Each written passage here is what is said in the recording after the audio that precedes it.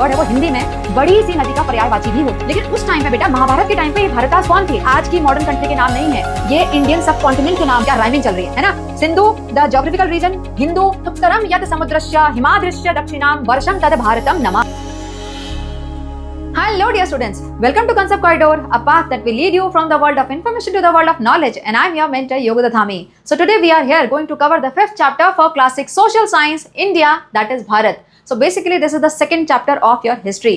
इससे पहले आपके एसएसटी का फर्स्ट और फोर्थ चैप्टर हमने ऑलरेडी कवर कर लिया है वन शॉट में. If you have missed it out, link is given in the description. बाद में जाके आराम से देख लेना. Right now let's talk about this chapter. बेटा चैप्टर का नाम है India that is Bharat. So साफ पता पड़ रहा है कि we are going to talk here about our country India. और हमारी कंट्री का नाम भारत कैसे पड़ा, we are going to find out here. ठीक है, so let's get started. And yes, before we start, don't forget to subscribe the channel, and if you feel this video is worth watching, like it and share it among your friends so that more and more students can take benefit from it. ठीक है, now let's get started with the chapter. बेटे chapter के front page में दी हुई है beautiful से picture. कहाँ की है ये?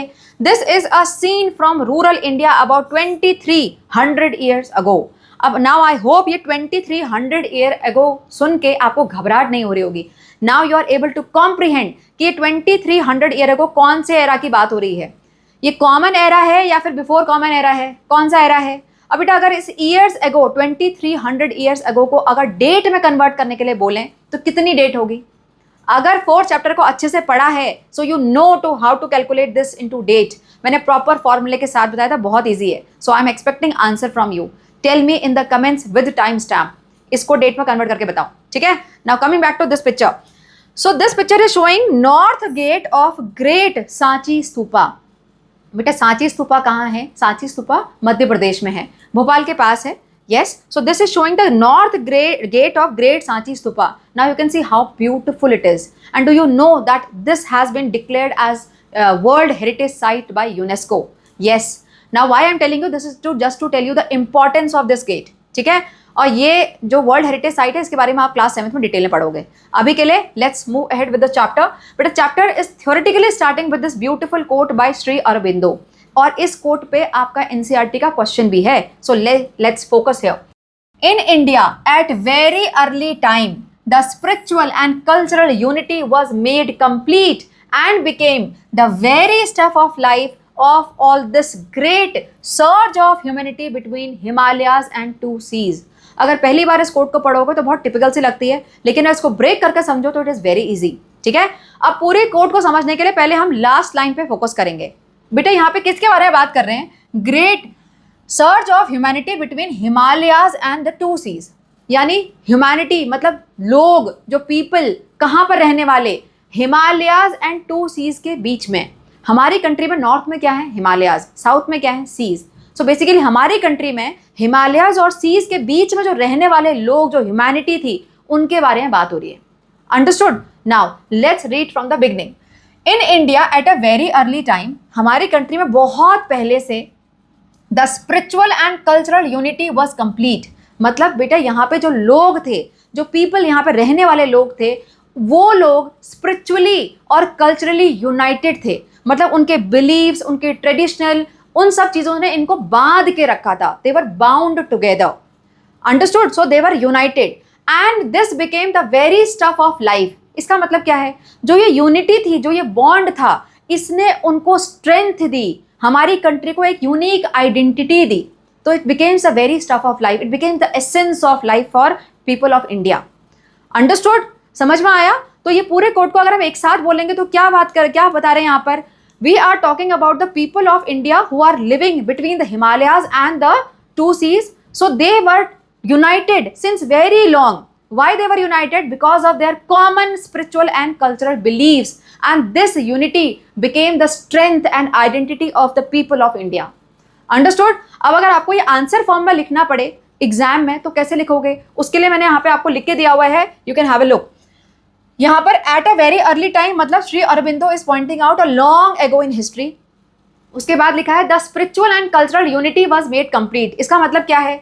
Humanity means the people achieved great sense of unity or bond due to common spiritual and cultural belief. जो spiritual और cultural belief थे वो common थे, उसके वजह से वो united थे वहाँ के लोग. Now very stuff of life, इसका मतलब क्या है? It became the unity, the bond that became the essence of life. It became the strength and identity to the people and to our country also. Got it? इसके आगे between the Himalayas and the two seas, इसका मतलब क्या है? यहाँ पर India की geography को एक्सप्लेन किया हुआ है. Here it is describing the geographical stretch of our country. समझ में आ गया पूरा कोट? चलो moving ahead. Now let's find out the big questions we are going to solve here. वैसे तो हमें पता पड़ गया हम क्या पढ़ने वाले हैं, but still let's read them out. How do we define India? First question, what were the ancient names of India? This is the main focus. What were the ancient names of India? We are going to find out here in this chapter. ठीक है? So let's get started. Beta, first of all, let's have a look here. The India we know. This is the India we know right now.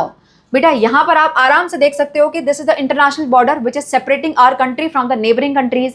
हमें पता है कि हमारी country में कितने state हैं, कितने यूनियन टेरिटरीज हैं, कितनी पॉपुलेशन है, ये सब हमें पता है. So this is the modern India, right?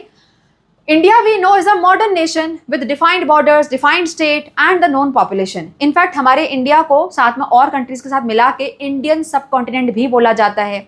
Now what is the meaning of सब कॉन्टिनेंट? बेटा कॉन्टिनेंट पता है, we are the part of Asian continent, right? अब किसी भी कॉन्टिनेंट का एक बड़ा सा लैंड का हिस्सा जो कि बड़ा यूनिक हो, यूनिक जोग्राफिकली भी हो सकता है, वहाँ के लोगों की वजह से हो सकता है, या फिर वहाँ के कल्चर की वजह से हो सकता है ना? और ये सारी ही चीज़ें हमारी कंट्री में है ना? We are very much unique due to our geographical diversity, because of our religion, because of our culture. Correct? So that's why it is Indian सब continent.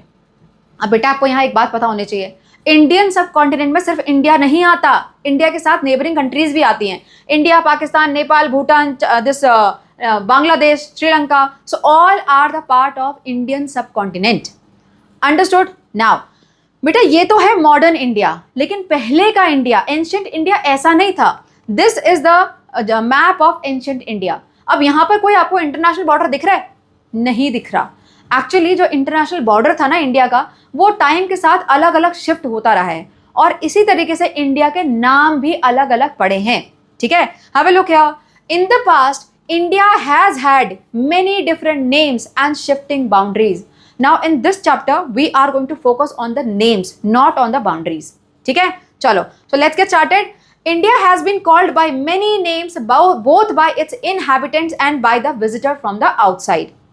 Now what is the meaning of inhabitants? बेटा inhabitants हम उन लोगों को बोलते हैं जो किसी कंट्री के खुद के रहने वाले होते हैं. So यानी इंडिया के खुद के लोगों को हम inhabitant बोलेंगे. And visitors from outside मतलब जो फॉरेन पीपल जो हमारी कंट्री में विजिट करने के लिए आए थे. ठीक है? अब यहां से इन्होंने नाम तो रखा, लेकिन हमें वो नाम कैसे पता पड़ा आज? By the sources of history, है ना? हमने क्लास चैप्टर 4 में सोर्स ऑफ हिस्ट्री का पढ़ा हुआ है. Yes, so you no.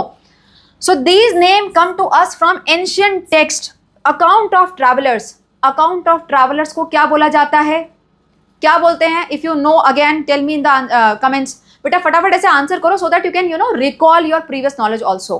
क्या बोलते हैं? I hope you have given the answer. Travelogues बोलते हैं, है ना? Account of travellers. And pilgrims. Pilgrims such people who visit to holy places due to religious belief, है ना? उनको पिलग्रिम्स बोलते हैं. तो उनके थ्रू. And inscriptions. तो ये सारे कुछ ऐसे सोर्स हैं जो मैं इंडिया के अलग अलग नामों के बारे में बताते हैं, which were there in the history. Am I clear? So let's get started and find out the names of India. So here we go. First of all, how Indians named Indian parts. बेटा you will be surprise to know that India का, पूरी India का नाम एक साथ नहीं पड़ा. पहले इंडिया के कुछ कुछ पार्ट्स के नाम भी रखे गए थे. So first of all we have to focus there. Now the first name is Sapta Sindhava. सप्त सिंधवा ये नाम किस पार्ट का रखा गया? This is the north west part of India, ये वाला पार्ट है. और ये नाम कहाँ देखा गया? This name was first mention in Rigveda, the most ancient text of India. ठीक है? देखो, this name was given to the north west region of India by Rigveda, that is the most ancient text of India. ठीक है? अब यहाँ पे बेटा सप्त सिंधवा इसका नाम क्यों रखा? बिकॉज यहाँ पर सप्त का मतलब होता है 7, तो कुछ तो चीज 7 है. अब वो 7 क्या चीज है? बिकॉज यहाँ पे 7 रिवर हैं. So this is the land of 7 reverse, इसलिए इसका नाम सप्त सिंधवा रखा गया. ठीक है? अब रिवर कौन कौन सी हैं? यहाँ पर है इंडस, झेलम, चिनाब, रवि, सतलुज, बीस एंड सरस्वती.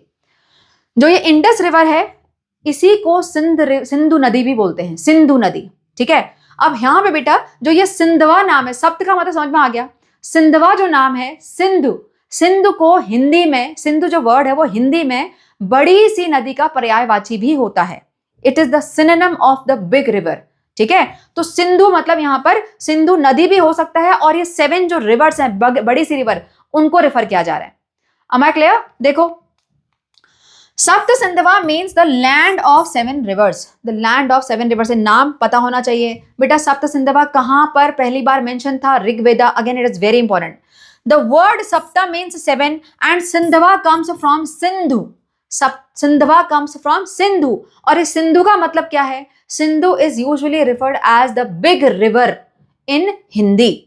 ठीक है, इन हिंदी लैंग्वेज। देखो, Sindhu is the another name of Indus river एक तो, and also the synonym of big river in general in Hindi language.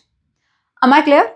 समझ में आ गया इतना? चलो ना, मूविंग हेड। अब बेटा इसके अलावा, ये तो हमारा सिर्फ नॉर्थ वेस्ट का रीजन कवर हुआ ना, इसके अलावा और भी कोई अदर जो पार्ट्स थे जिनका नाम रखा गया? यस। देखो, moving on in time we see names for other parts of India appear in literature like Mahabharata. Everybody knows about Mahabharata, तो उसमें बाकी सारे जो पार्ट्स थे इंडिया के, उनके नाम भी मेंशन हुए हैं। ठीक है, अब कौन कौन से नाम थे, लेट्स फाइंड इट आउट। ये देखो, फर्स्ट वन इज कश्मीरा।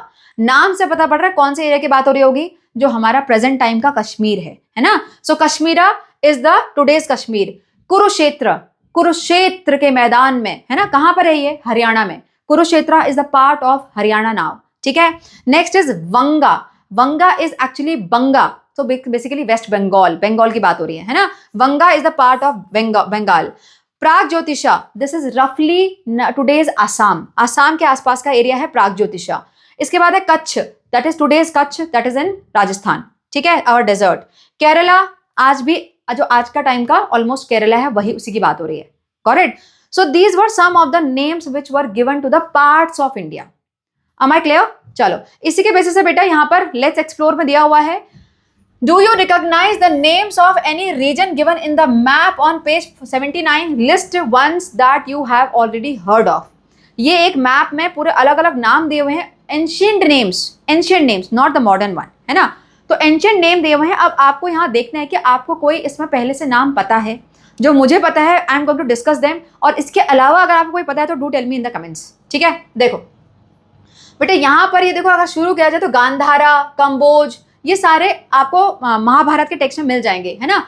इसके अलावा कालकेया, माद्रा, ये सब तो यहाँ देखो। सौराष्ट्र इज स्टिल, इसको हम कहाँ बोलते हैं? गुजरात के एरियाज को बोलते हैं, है ना। गुजरात के सौराष्ट्र में बोलते हैं इसको। ठीक है, इसके अलावा माहिष्मती साम्राज्य का राजा कौन है? बाहुबली, देखा होगा, है ना।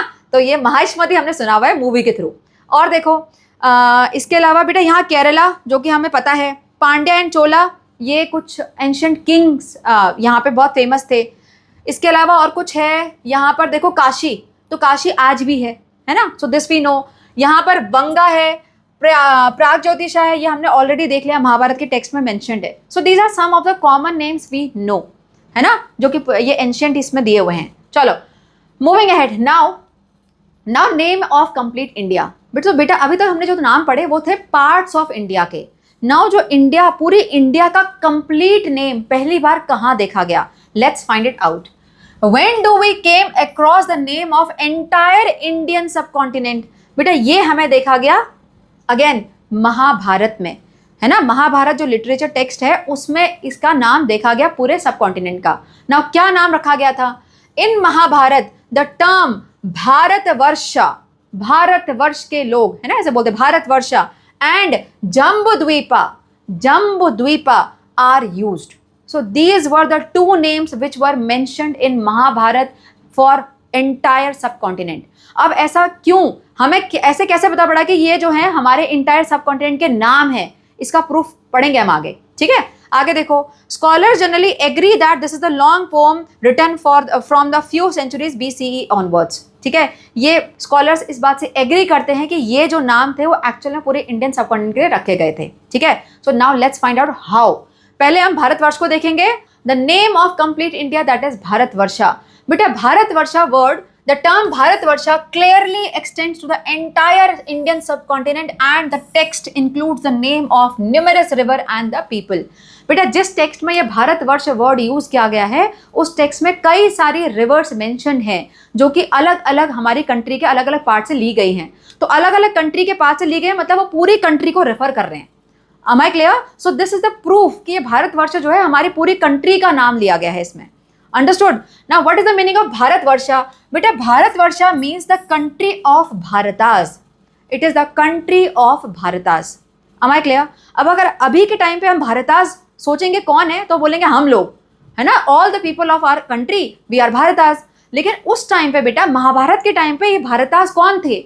ये भारतास थे कुछ वैदिक ग्रुप ऑफ पीपल। देखो यहाँ पर भारता is the name that first appear in the Rig Veda where it refers to the one of the main group of Vedic people। बड़े इंटेलेक्चुअल वाले जो लोग थे उनको भारता बोला जाता था। तो ये भारतवर्ष क्या था? The country of the Bharatas being the country of those Vedic group of people. Am I clear? और बेटा इसके बाद moving forward later in literature several king named Bharata are mentioned। बेटा इसके बाद इंडिया में कई सारे ऐसे किंग हुए जिनका नाम भारता था। Am I clear? Understood? So this was all about the Bharatvarsha. Now we are going for the next one that is Jambudvipa। ठीक है, अब पहली बात बेटा इसका नाम पढ़ना ही बड़ा टिपिकल है, इसका नाम ही नहीं पढ़ने में आता पहले तो, है ना। पहली बात यहाँ पे द्वीपा मतलब क्या होता है? द्वीप, हिंदी में द्वीप किसे बोलते हैं? आइलैंड को, जैसे लक्षद्वीप, अंडमान एंड निकोबार द्वीप, है ना। सो द्वीप मतलब आइलैंड है। तो यहाँ पे जम्बूद्वीपा है तो जम्बू मतलब है यहाँ पर जामुन, तो जामुन का द्वीप is our country. Now why it is named so? Because jamun tree is the native tree of India. यहीं से ओरिजिनेट, यहाँ से इसका ओरिजिनेशन है और हमारी कंट्री में ये नेचुरली होता है। सो जम्बूद्वीपा, जामुन की कंट्री, जामुन का द्वीप। क्लियर? देखो Jambudvipa the island of the fruit of the jamun tree, that's why Jambudvipa. ठीक है, आगे देखो jamun tree is indeed a common tree native to India, मतलब इंडिया से ओरिजिनेशन है इसका। ऑल्सो कॉल्ड जम्बुल ट्री और मालाबार प्लम ट्री। ये नाम पता होना चाहिए बेटा, जामुन ट्री का नाम क्या है? जम्बुल ट्री भी है, मालाबार प्लम ट्री भी है। Am I clear? आगे देखो Jambudvipa came to mean that Indian subcontinent, इसीलिए जम्बूद्वीपा का मतलब क्या हो गया? इंडियन सबकॉन्टिनेंट हो गया। अंडरस्टूड? चलो आगे देखते हैं। The term Jambudvipa was again used by Indian emperor the king Ashoka about 250 BCE। बेटा किंग अशोका का जो राज्यकाल था वो किस टाइम पे था? Around 250 BCE। तो किंग अशोका ने इस जम्बूद्वीपा वर्ड को बहुत बार अपने टेक्स्ट में भी यूज किया है। ठीक है, आगे देखो he left us many inscription मतलब written things where name Jambudvipa was used to describe the whole India. So that is the proof that again Jambudvipa was the name of our whole country. Am I clear? आगे देखते हैं। Along with India, it included today's Bangladesh, Pakistan as well as the part of Afghanistan. बेटा ये जो हम जो नाम पढ़ रहे हैं भारतवर्ष और जो जम्बूद्वीपा, ये हमारे आज की मॉडर्न कंट्री के नाम नहीं है, ये इंडियन सब कॉन्टिनेंट के नाम है। जो पहले जो हमारे नेबरिंग कंट्रीज हैं इंडिया, ये पाकिस्तान, बांग्लादेश, नेपाल, भूटान, है ना, ये सारे पहले इंडियन कॉन्टिनेंट के ही पार्ट थे। अभी आज के टाइम पे वो अलग अलग कंट्रीज हैं। Got it? सो जो ये जम्बूद्वीपा नाम है ये सिर्फ इंडिया का नहीं है, उस टाइम के इंडिया, बांग्लादेश, पाकिस्तान और कुछ पार्ट ऑफ अफगानिस्तान भी इसमें इंक्लूडेड है। Am I clear?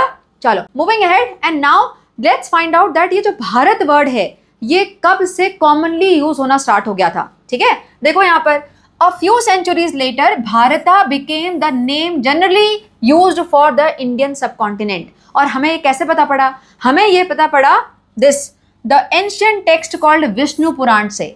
इसमें क्या लिखा हुआ है बेटा? इसमें लिखा हुआ है उत्तरम यत समुद्रस्य हिमाद्रस्य दक्षिणाम वर्षम तद भारतम नमा। क्या मतलब है इसका? उत्तरम यत समुद्रस्य, समुद्र है उसके उत्तर में यानी उसके नॉर्थ में यानी उसके ऊपर, है ना। तो समुद्र के ऊपर हिमाद्रस्यव्या, बेटा Himadri is a range of Himalaya. So basically यहाँ पे हिमालयन रेंज को पूरा रेफर किया हुआ है, द माउंटेन्स। ठीक है, तो हिमालय हिमाद्रस्यव्य दक्षिणाम, तो हिमालय के नीचे वाला एरिया, है ना, नॉर्थ में हिमालय, उसके नीचे वाला एरिया, तो दक्षिणाम। वर्षम तद भारतम नमा, इस पूरे एरिया, इस पूरे वर्ष का नाम क्या है? भारतम है। क्लियर? देखो, the country that lies north of the ocean and south of the snowy mountain is called भारता। समझ में आया? तो यहां से ये भारता वर्ड स्टार्ट हो चुका था। क्लियर? अभी बेटा आजकल today also we use the term भारता।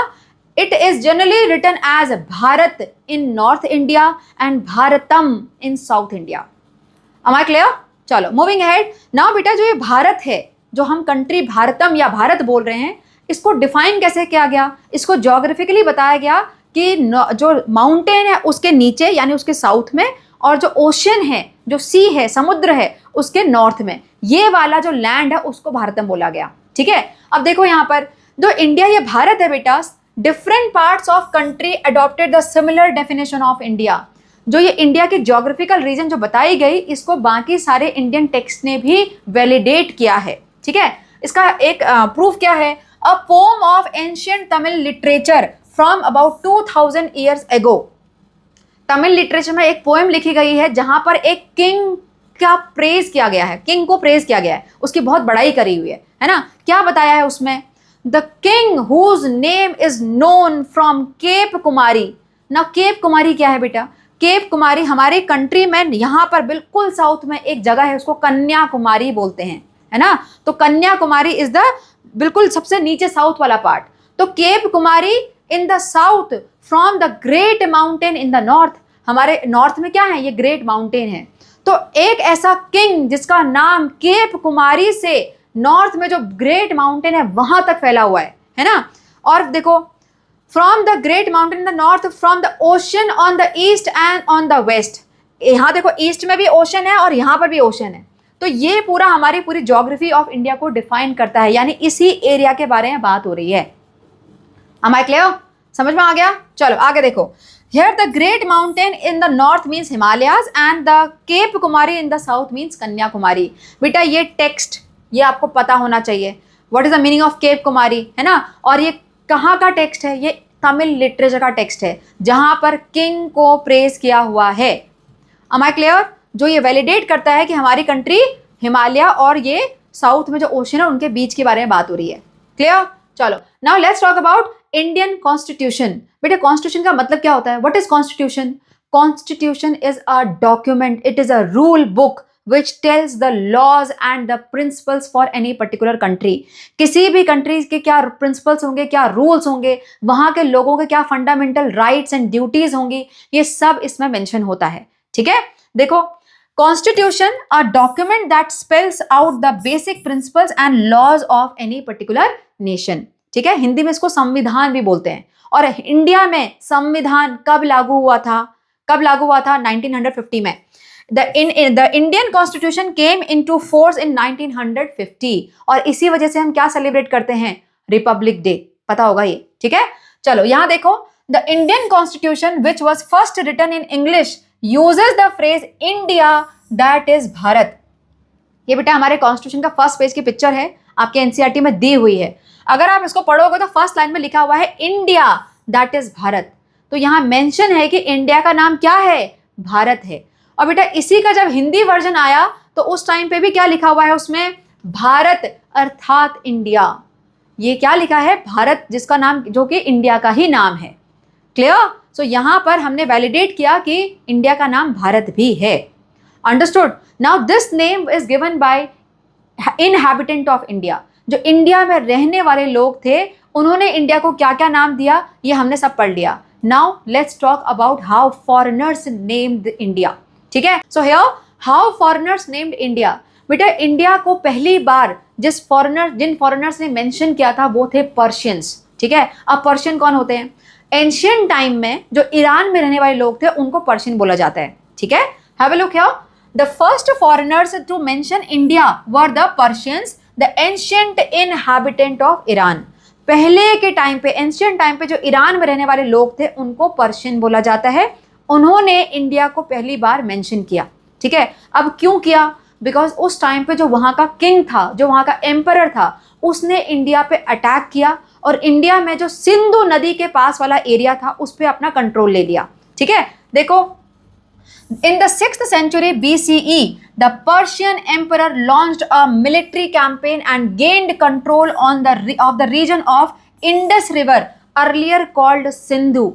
इंडस रिवर को पहले क्या बोलते थे? सिंधु बोलते थे ना, पहले पढ़ा इसके बारे में, अभी पढ़ा था, ठीक है। तो सिंधु नदी के आसपास वाले एरिया पे इसने कंट्रोल ले लिया, और बेटा सिंधु नदी के नाम पे ही इन्होंने पहली बार इंडिया को नाम दिया। क्या नाम दिया? हिंद, हिदू और हिंदू। अब सिंधु से हिंद हिदू तक कैसे आए? बिकॉज वो लोग एस को प्रोनाउंस नहीं कर पाते थे, तो इसीलिए उन्होंने क्या नाम ले दिया? हिंद, हिदू और हिंदू। बेटा यहाँ पे जो हिंदू वर्ड है वो रिलीजियस नहीं है, इसका हिंदू रिलीजन से कोई मतलब नहीं है, ये प्रॉपर प्योर ज्योग्राफिकल टर्म है। सिंधु से बन के ही हिंदू बना है, सिंधु से ही हिंदू जो वर्ड है वो डिराइव हुआ है। समझ में आया? चलो, so note here that the ancient Persian text, Hindu is purely a geographical term. It does not refer here to the Hindu religion. समझ में आ गया? कैसे पढ़ा हिंदू नाम, कैसे पढ़ा ये हिंद, हिंदू या फिर हिदू नाम? क्योंकि सिंधु से बना है और वो एस नहीं प्रोनाउंस कर पाते थे, इसलिए एच ले लिया। समझ में आ गया? चलो, नाउ बेटा after Persians the next were the Greeks. अब ग्रीक्स ने क्या किया? जो पर्शियन ने नाम दिया इंडिया को, उसी को और मॉडिफाई कर दिया। Based on these Persian sources, the ancient Greeks named the region Indoi और इंदाइक। अब इन लोगों ने क्या किया? जो ग्रीक्स थे उन्होंने एच वर्ड को भी गायब कर दिया, क्योंकि जो एंशियंट ग्रीक्स थे उनके पास एच लेटर था ही नहीं, उनकी डिक्शनरी में एच लेटर उस टाइम पे था ही नहीं, ह नहीं था, तो वो क्या करा? उन्होंने सीधे आई पे आ गए। सो इंदोई और इंदाइक। समझ में आ गया? They dropped the initial letter H of Hindu because this letter did not exist in their Greek language. ठीक है, तो नाम कैसे मॉडिफाई होते जा रहा है? देखो, पहले था Sindhu, that is the region, Sindhu से बना हिंदू, पर्शियन ने रखा क्योंकि एस प्रोनाउंस नहीं कर पा रहे थे। हिंदू से एच गायब हो गया और आ गए इंदाइक पे, ग्रीक्स, क्योंकि उनके वहां एच था ही नहीं। Am I clear? चलो, इसके बाद पिक्चर में आते हैं बेटा चाइनीज। अब चाइनीज ने क्या किया? Again they modified the name, और उन्होंने मॉडिफिकेशन किया यहां से, ग्रीक वाले वर्ड से नहीं किया, उन्होंने पर्शियन जो टेक्स्ट था उसी से मॉडिफाई किया।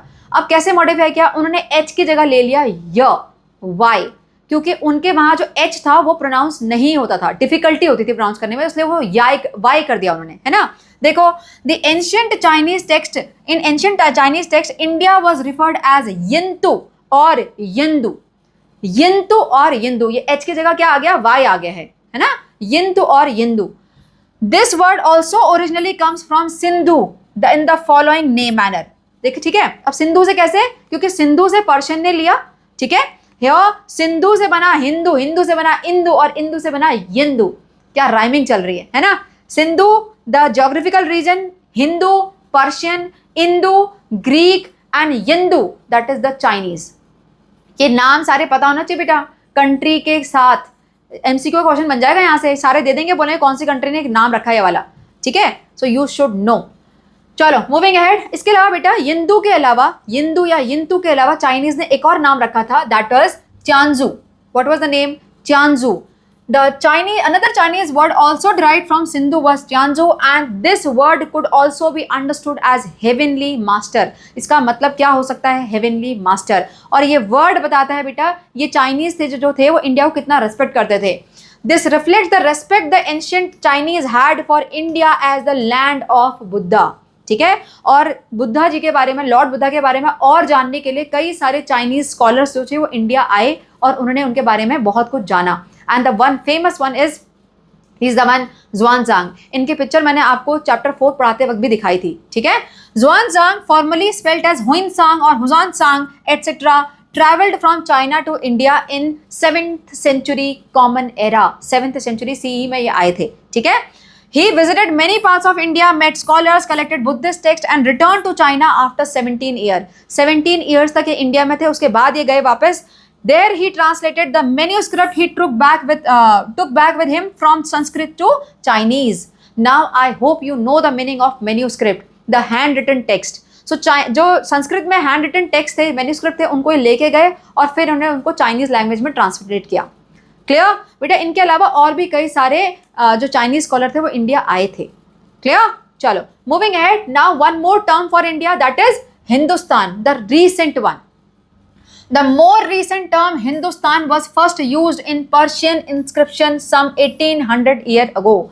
बेटे जो पर्शियन थे बड़ा फेवरेट, इंडिया बड़ा फेवरेट था उनका, है ना, कितने सारे नाम दे दिए देखो। तो सबसे पहले कौन सा नाम दिया था? हिंद, हिंदू, हिंद, है ना। और यहाँ पर क्या नाम दिया? हिंदुस्तान। ये हिंदुस्तान रीसेंट वाला है, क्लियर। और बेटा ये जो हिंदुस्तान वर्ड था ये इसके बाद कई सारे और जो इंडिया में आए थे अटैक करने उन्होंने यूज किया था। The term was later used by many invaders for Indian subcontinent. उसके बाद जितने भी और अटैक करने हैं सबने हिंदुस्तान की सरजमी पे, है ना, सुना होगा, ऐसे हिस्टोरिकल नाटक में बोलते हैं हिंदुस्तान की सरजमी। सो हिंदुस्तान, ठीक है। Now let's explore one table which is given in your NCERT. इसको फिल करना है। Can you complete this table of many names of India? Persian ने क्या नाम दिया था इनिशियली? एच से स्टार्ट किया था, है ना। सो हिंद और हिदू और Hindu. So these were the names given by Persian. Coming to Greek तो उन्होंने एच गायब कर दिया था, है ना। सो यहां पर आ गया था इंदु, इंदाइक, जस्ट अ मिनट। सो इंदाइक,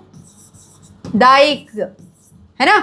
और क्या था? लैटिन में तो इंडिया ही बोलते हैं। चाइनीज में क्या हो गया था?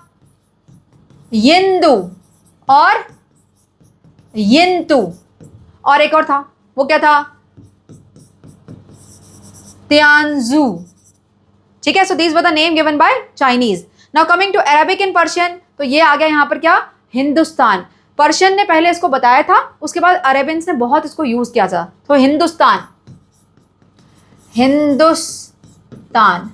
सो दीज वर द नेम। बाकी आपके लिखे हुए इंग्लिश में इंडिया ही बोलते हैं, फ्रेंच में इंदी बोलते हैं, ठीक है। So these were the names given by the foreigners to our country. Am I clear? चलो, with this we are done with this easy chapter. I hope you were able to comprehend each and every concept, but still facing any difficulty or having any doubt what you are supposed to do, comment, I will revert back, ठीक है। चलो, we'll meet soon for the next chapter. Till then, take care and bye bye.